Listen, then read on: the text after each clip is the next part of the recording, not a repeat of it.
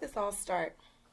Well, it started at Cornell University. I was teaching there. At first, I had really high expectations. I mean, this is the Ivy League, the kids with the highest GPAs, the highest SAT scores, the most extracurricular activities. Basically, kids that K through 12 had done everything we told them to do exactly the way we told them to do it. What these kids had done was they had learned to be good at school. They had learned to do school. They knew exactly how to sort of be strategically compliant, make you think that they understood, and really they were mastering the testing and mastering those kinds of things, but they weren't really getting a deep understanding of things. So I like to think of them as being sort of information full, but not necessarily knowledge able. They weren't able to mix and match ideas and utilize them for different purposes and things like that. They were able to memorize information, oftentimes the night before, take a test, ace the test, and oftentimes, as the research shows, not know much 10 minutes later, 20 days later, 30 days later, not retain much of that information. What was missing in these students was an ability to think. We thought a lot about what we could do to remedy this. We decided to take our message on the road. And in the beginning, we really thought of it almost like you might think of early politicians out on the road. We'd drive around and give talks. And what we found was those talks were really striking a chord. A lot of people, whether they were teachers or business leaders or principals or superintendents or students themselves or parents, everybody sort of felt the same way. Well, yeah, why aren't we teaching our kids to think? And so we started with an audacious vision of what we called 7 billion thinkers. That was our vision for the thing. We're still working on it. What was it that you learned in your work with all these different people? The one thing I would say that if you had to sort of sum it up in one thing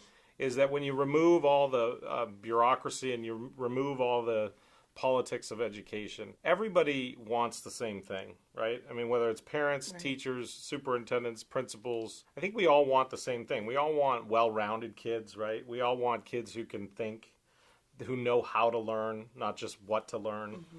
We all want kids who are, emotionally intelligent, who can work well with others, team players, who are sharp, who have a deep understanding of the topics that they study, and who have an awareness of themselves, so that they are self-reflective and things like that. So I think everybody wants that. I think where it gets difficult is knowing how to get that. What is the relationship between you and the work that you do with schools and teachers? Well, in general, we just show them how to do basically all the things they're doing, but integrate thinking into it.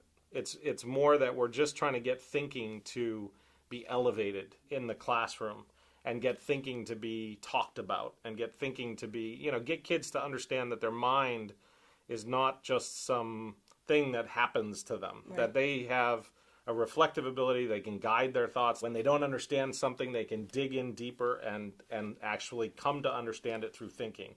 That they're not just passive agents in this brain that works like it just beats like right, a heart or something like that. And so that teachers are actually making it explicit that kids are thinking and for them to actually be talking about their thinking. Absolutely. Whatever it is that you're teaching, thinking is the way, is the process by which kids will learn. So is there a common vision and mission for every teacher or every school in the district? There is. One of the things we found is that, in terms of leading, whether it's leading the entire district or leading just a classroom or leading a single child, there's essentially the same vision, and it comes from our original vision of 7 billion thinkers. About a year or two into it, a very astute principal in Fairfax, Virginia, named Chris Dickens, I'll never forget the day, came to us, and she was really looking to transform her school, and many of her teachers had been trained in thinking in the classroom, and she said to us, hey, do you guys mind if we steal your vision and your mission? Because it's really good and it really applies to what we do in schools. And we sort of said, oh, that's an interesting idea, sure. And she said, well, I want to make a big banner with the vision and mission and put it outside our school, and we're going to become a think school. We didn't know it at the time, but that was really our future in terms of this sort of movement that started with somebody sort of saying, hey, can we steal your vision? So now people are borrowing our vision all over the country. A school with 6,000 students, their vision is 6,000 thinkers. We have schools with 250,000 students, and their vision is 250,000 thinkers. And then we have a single classroom with 30 students, and that teacher's vision is 30 thinkers. So you say thinker. What do you mean by thinker? That's a really good question because a lot of people tend to think, thinking is just this sort of analytical thing. But thinking is really much deeper than that. And what we mean by thinkers is actually someone who's aware of how they think and utilizes that awareness. So that's called metacognition. Thinking is cognition.